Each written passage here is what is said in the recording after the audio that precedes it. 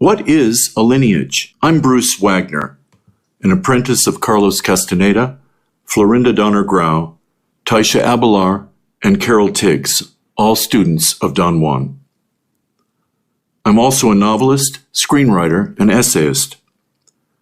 I was there at the founding of Clear Green and the beginning of the dissemination of the movements known as tensegrity. Each of us is born into a lineage, the lineage of our family line, which passes down traits, habits, patterns of thinking and behaving from generation to us. Each of us is a part of this, our family bloodline. Similarly, tensegrity is part of lineage, the lineage belonging to the seers of ancient Mexico, which, as Carlos Castaneda tells, reached back 10,000 years. This lineage started in the uncharted jungles of Mesoamerica, in the small villages where inquisitive shamanic minds looked to the stars asking, "Where do I come from? Why are we here?" In time, these smaller communities grew to larger metropolises. Shamans were replaced by high priests who spread commonly held beliefs as well as visions of the ruling class to tens of thousands of people, building solidarity.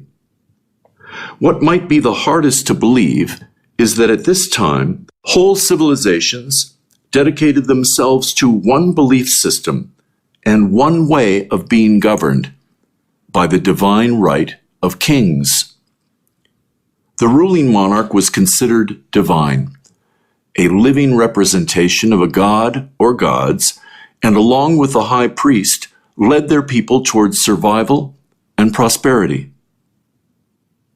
At this time, agreement amongst individuals meant survival. Diversity could result in banishment and death.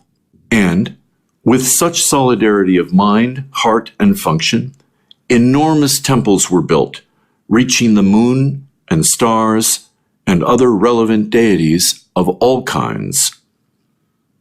At certain times of the year, citywide celebrations of 60 to 125,000 people centered around these temples.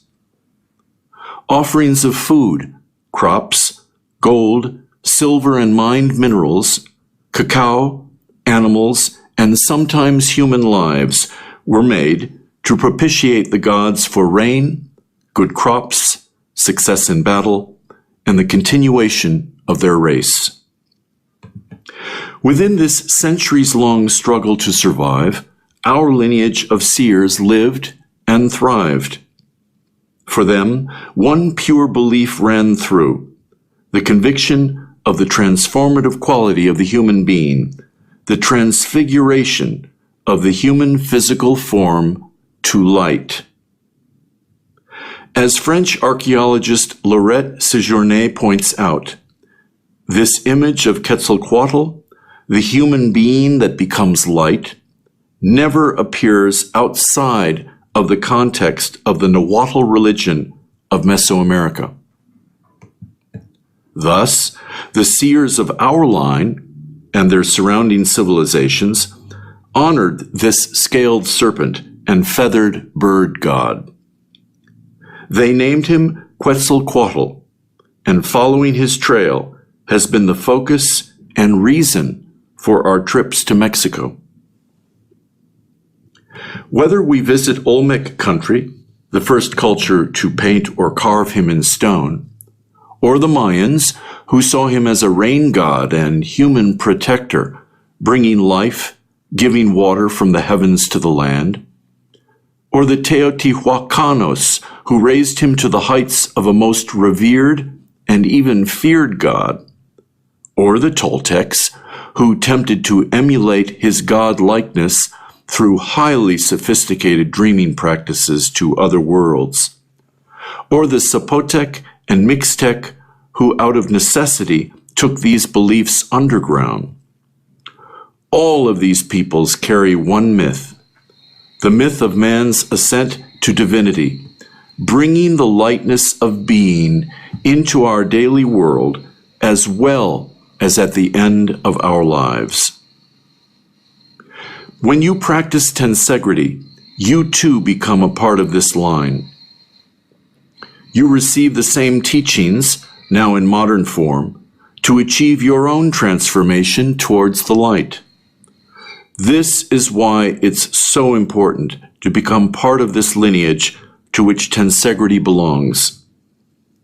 Nowhere else will you receive these same teachings, protected and handed down from generation to you through a single line. Within our lineage, others before us have achieved great heights of perception. Stories have been written about them. Their myths have been extolled.